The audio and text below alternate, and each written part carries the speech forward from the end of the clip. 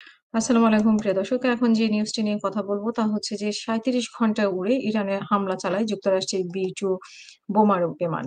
এবং এখানে পুরো নিউজে যেটা বলা হয়েছে যে ইরানের ৩ টি পরমাণু কেন্দ্র লক্ষ্য করে হামলা চালিয়েছে যুক্তরাষ্ট্র এবং রাতের আঁধারে দেশটির ফর্দ, নাতাঞ্জ এবং ইস্পাহানের পারমাণবিক স্থাপনায় যুক্তরাষ্ট্রের এসব হামলা চালায়।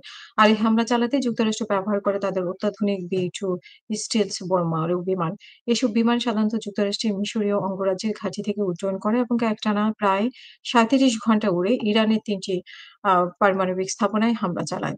নিউ ইয়র্ক টাইমসে বলা হয়েছে যে নাম প্রকাশ না করার শর্তে একজন মার্কিন কর্মকর্তা জানিয়েছেন যে রোববার ভোরে ইরানের পারমাণবিক স্থাপনায় আঘাত হানা B-2 বিমানগুলো মিশরীয়দের তাদের ঘাঁটি থেকে উড্ডয়নের পর প্রায় ৩৭ ঘন্টা অবিরাম উড়ছিল এবং আকাশে থাকা অবস্থায় বেশ কয়েকবার জ্বালানি নেয়।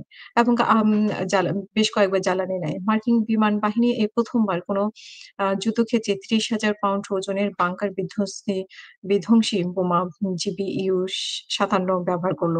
একজন মার্কিন কর্মকর্তা জানিয়েছেন যে ৬ টি B-2 বোমারু বিমান ইরানের ভূগর্ভস্থ পারমাণবিক স্থাপনায় ৩০,০০০ পাউন্ড ওজনের ১ ডজন বাংকার বিধ্বংসী বোমা ফেলেছে।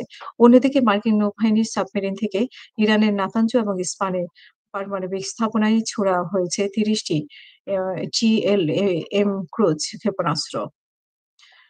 তো আমরা পরে আরো নিউজ আপনাদের সামনে নিয়ে হাজির হব। সে পর্যন্ত সবাই ভালো থাকবেন। আসসালামু আলাইকুম।